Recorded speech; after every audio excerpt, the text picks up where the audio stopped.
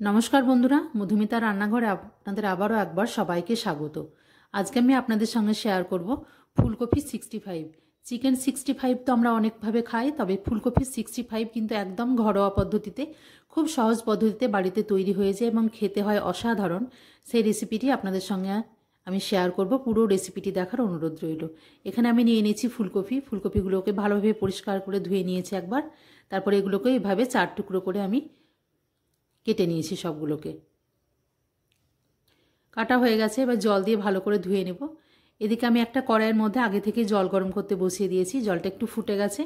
ফুলকপিগুলো সমস্ত কিছু দিয়ে দেব আর দিয়ে দেব আমি পরিমাণ মতো নুন। আপনারা যদি আমার চ্যানেলে নতুন ভিউয়ার্স হন, আমার চ্যানেলটিকে প্লিজ সাবস্ক্রাইব করবেন, লাইক, শেয়ার এবং কমেন্ট করে আমার পাশে থাকবেন। বেল বাটনটি প্রেস করে দেবেন, তাহলে যে কোনো নোটিফিকেশন দিলেই কিন্তু আপনার কাছে আগে সর্বপ্রথম পৌঁছে যাবে।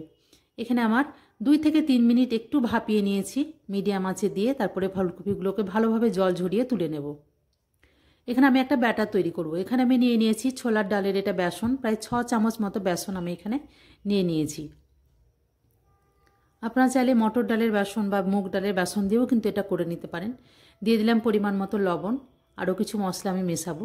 এখানে আমি নিয়ে নিয়েছি হাফ টিস্পুন পরিমাণ ধনে গুঁড়ো, খুব সামান্য পরিমাণে নিয়ে নিয়েছি একটুখানি গরম মশলা গুঁড়ো, আর কালারের জন্য আমি নিয়ে নিয়েছি কাশ্মীরি রেড চিলি পাউডার। আর এখানে একটু স্বাদটা বাড়িয়ে দেওয়ার জন্য এক টুকরো আদা নিয়ে একটু গ্রেড করে দেব, আদা এবং কাঁচা লঙ্কা। আপনারা চাইলে এখানে রসুন কিন্তু একটু গ্রেড করে দিতে পারেন। খুব ভালোভাবে শুকনো উপকরণগুলোকে প্রথমে মিশিয়ে নেব। আর এখানে আমার একটু ক্রাঞ্চি ভাব নিয়ে আসার জন্য কিন্তু দিয়ে দিয়েছি 2 চামচ চালের গুঁড়ো।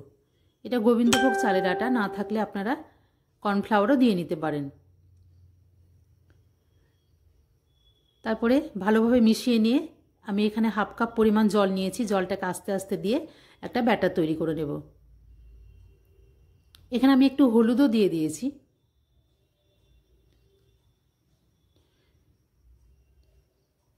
এখানে ব্যাটারটা একটু ঘন আছে। এই অবস্থায় কিন্তু আমি 2 থেকে 3 মিনিট মতো কিন্তু এই ঘন অবস্থাতে একটু ভালোভাবে ফেটিয়ে নিয়েছি। খুব ভালোভাবে ফেটিয়ে নিলে কিন্তু এটা ফুলবে খুব সুন্দর।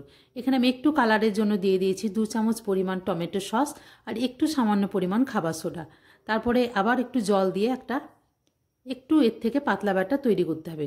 এরকমভাবে ঠিক পাতলা তৈরি করে নিতে হবে। এই ব্যাটারের মধ্যে আগে থেকে সিদ্ধ করে রাখা এবার আমি ফুলকপিগুলো দিয়ে দেব। তারপর খুব ভালোভাবে মাখিয়ে নিতে হবে। এদিকে আরেকটা কড়াইয়ের মধ্যে কিন্তু আমি সাদা তেল একটু ভালোভাবে গরম করে নিয়েছি। গরম ভালোভাবে হয়ে গেলে এটাকে একদম আঁচটাকে মিডিয়াম করে দেব। তারপরে একটা একটা করে সমস্ত ফুলকপিগুলো ছাড়তে থাকবো। এভাবে আপনারা ভেজে কিন্তু পকোড়াভাবেও খেতে পারেন। পকোড়াও খেতে কিন্তু দুর্দান্ত লাগে। কিন্তু যেহেতু আমি ফুলকপি 65 বানিয়ে নেব, তাই প্রথমে আমি পকোড়াগুলোকে ভেজে তারপরে 65 তৈরি করব।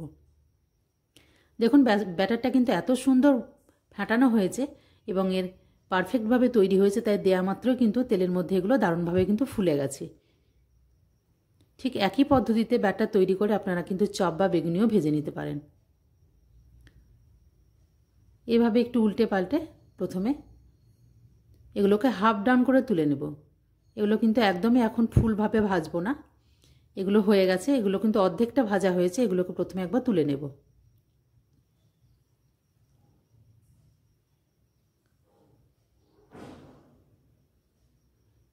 এভাবেই আমি সমস্ত পকোড়াগুলোকে ভালোভাবে ভেজে কিন্তু তুলে নেব। এগুলো তেলে দেওয়া মাত্র কিন্তু খুব সুন্দরভাবে ফুলে যাবে এবং কোটিংটা খুব সুন্দর হবে। এর থেকে পাতলাও করা যাবে না, এর থেকে ঘনও কিন্তু করা যাবে না।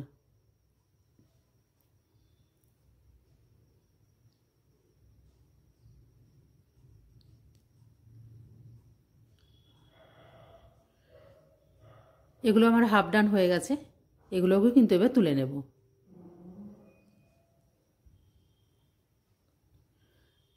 তবে এগুলো তুলে নেওয়ার পরে কিন্তু গ্যাসের আঁচটাকে একটু হাই ফ্লেমে করে দেব। তেলটা যেন খুব ভালোভাবে গরম হয়ে যায়। এখন তেলটা কিন্তু আমি বন্ধ করিনি, হাই ফ্লেমে একটু গরম করে নিয়েছি। এই গরম তেলের মধ্যে একবার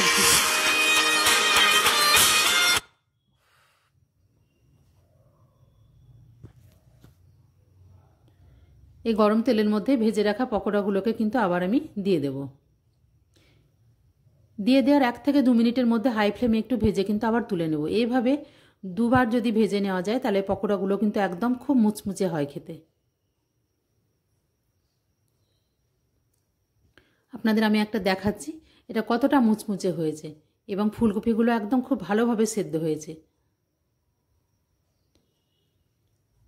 আপনারা চাইলে এভাবেও খেয়ে নিতে পারেন, যে কোনো সস বা এভাবেও কিন্তু খাওয়া যায়।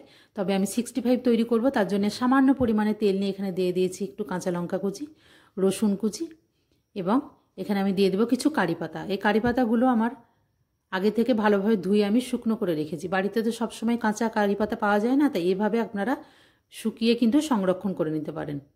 এখানে ভাজা হয়ে গেছে, এবার আগে থেকে ভেজে রাখা পকোড়াগুলোকে এবার দিয়ে দেবো। পকোড়াগুলো দেওয়ার পরে কিন্তু বেশিক্ষণ একদমই ভাজবো না, মাত্র কয়েক সেকেন্ড এভাবে ভালোভাবে মিশিয়ে নিলেই কিন্তু তুলে নিতে হবে, নইলে কিন্তু পকোড়াগুলো সব নরম হয়ে যাবে। ভাজা হয়ে গেছে, এবার আমি পকোড়াগুলোকে কিন্তু তুলে নেব। আপনারা এইভাবে অবশ্যই বাড়িতে একবার ট্রাই করে দেখবেন, খেতে কিন্তু হয় অসাধারণ এই ফুলকপি নিরামিষ পকোড়াগুলো।